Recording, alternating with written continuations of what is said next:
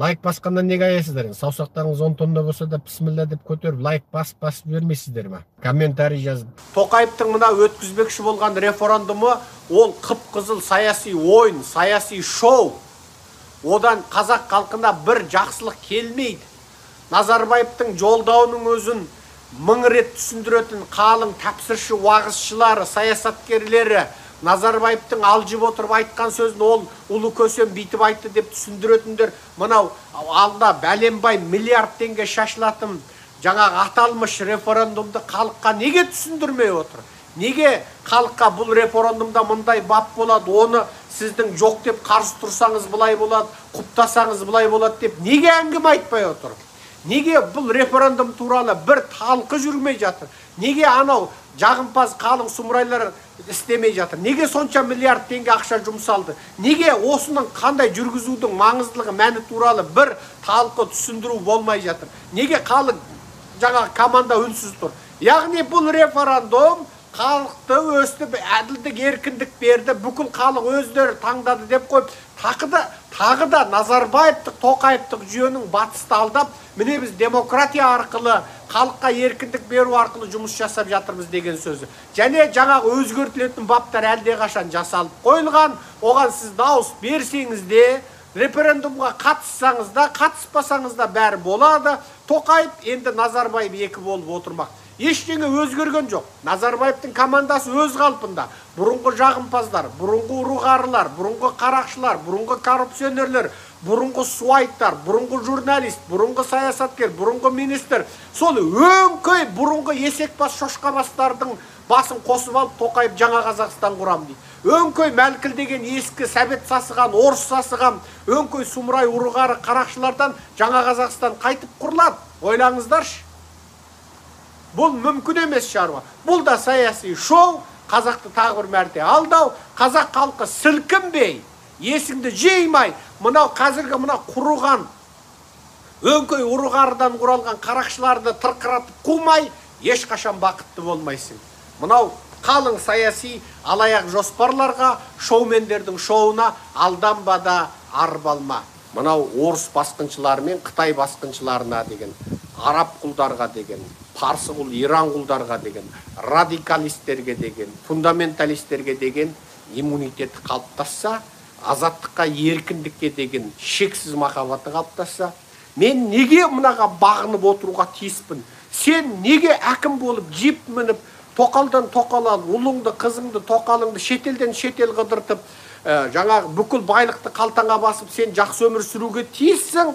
Мен неге сорлы болып, кредит алып, ескі мәшине мініп, ескі үйде отырып, жағдайым жоқ, балама, қатын бала-шағама жақсы өмір сыйлай алмай, қиналып өмір сүруге тиіспін деп әрбір қазақ ойлаған кезде, неге Назарбаев Тоқаевтың әулеті айналдырған 1000 отбасы, 1000 семья, министр, депутат, сепутат, анау, мынау, облыс, аудан, әкім, ауылдарына дейін бар, кембі, сенбі, полиция, соның бәрін қоссаң 1000 отбасы. Сол 1000 отбасы неге 19 миллион қазақтың сорына өмір сүру керек? Неге 19 миллион қазақ бақытсыз өмір сүріп, керісінше 1000 отбасы сол 19 миллион қазақтың бақытын ойрандап, солар ырғын өмір сүріп, солар бүкіл байлықты тонап, солар бақытты баяшат өмір сүреді, 19 миллион қазақ сорлы болады деп әрбір қазақ ойлай алған кезде біз оянған боламыз. Ол кезде сен анау, мынау домбыраны қуағаш деп қойды, мынау чота акценті бір түрлі, мынау аралман ғой деймін, мынау шымкенттіский ма, мынау чота аппасия болып тұрма, немене, мынау ДБК-шы Әбілязовшы ма, не, мынау чота саясатты айтып кетті, мынау қаяқшасымен шетелде қыдырып жүр, міне біреу немене дінді айтама, не, мынау сақал қойыпты, міне біреу оранып алған ба, мынау чота қысқа киіп апты, ашып апты деп бір-біріңді сындап жек көріп жүрмей, бүкіл өшпенділігіңді, бүкіл кегіңді Назарбаев және Тоқаев бүкіл мына қазақты сорлығып отырған 1000 отбасына арнар едің.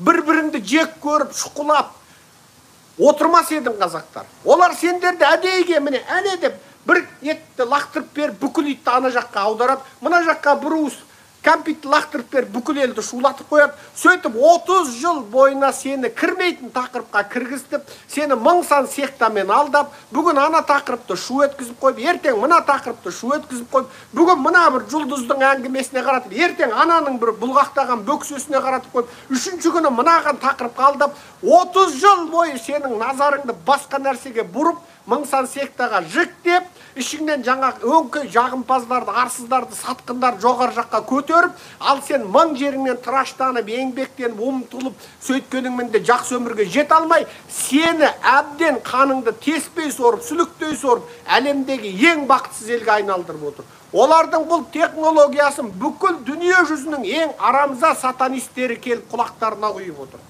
Халықты қалай улау, халықты қалай жаңағы жансыздандыру, қалай топастандыру, сөйтіп бүкіл халықты қайтып ең сорлы деңгейде, ұйқыдағы деңгейде, наркоздалған деңгейде ұстап отыру, міне бұл технология, бұл басқарудың озық технологиясы. Менде қандай толерантты болсам да, үркітумен қорқытуға, бопсалауға, мені меңгеруге, мені меңгергісі келетіндерге, мені өзім қаламаған істі, мені бірдеңкені мәжбүрлеп отырып істетем дегендерге нөл.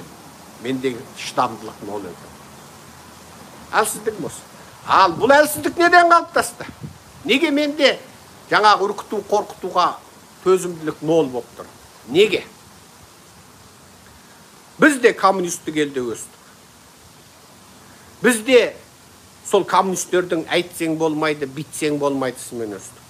Бізге еркіндігімізді шектеу, бас бостандығымызды шектеу, тиісті заңда көрсетілген құқыларымызды пайдалана алмау, қазақ болып дүниеге келгендігіміз үшін тиісті құқыларымыздан шектелу бізге қатты аллергия қылады. Бізде тумысымыздан Құдай бізді еркін қылып жаратты, тумысымыздан жаратушы бізді еркін қылып жаратты. Мен өзім қалаған заңға қайшы болмайтын, адамгершілікке қайшы болмайтын, адамның және Құдайдың берген заңдарын еркін туғызға қайшы болмайтын барлық нәрсені істеуге құқылымын. Сен егер мені қандай да бір нәрсемен бопсалап, үркітем, қорқытам десең, онда менің саған деген төзімділігім нөл, мен сенімен өліспей беріспеймін. Міне бұл менің әлсіздігім. Егер мен еркін азат ортада өскенде, мен жаңағындай үркіту, қорқыту дейтін нәрсені көрмегенде, мүмкін менде бұндай шексіз аллергия болмас беді. Мұнау жүндімей деп таңырқап, бейне Аустралияның қойлары алғаш қасқырларды жібергенде Аустралияға. Қасқыр жоқ екен Аустралияда. Қалың қойлар қасқырды көріп, маңқиып, қарап тұр дейді. Ана қасқыр қырып жатыр дейді. Сөйсе ана қырылып жатқан қойларға қарап, қойлар маңқиып тұр дейді. Қошқарлар маңқиып тұр дейді. Ана қасқыр қырып, тамақтап, бүкіл бір жайлауды қызыл жоса қан қылып ең соңында жағы қарысып қалған ғой. Сөйсе ана қойлар қашпай маңқиып тұр дейді. Себебі Аустралияда қасқыр жоқ. Олардың қойларында қасқырға деген иммунитет жоқ.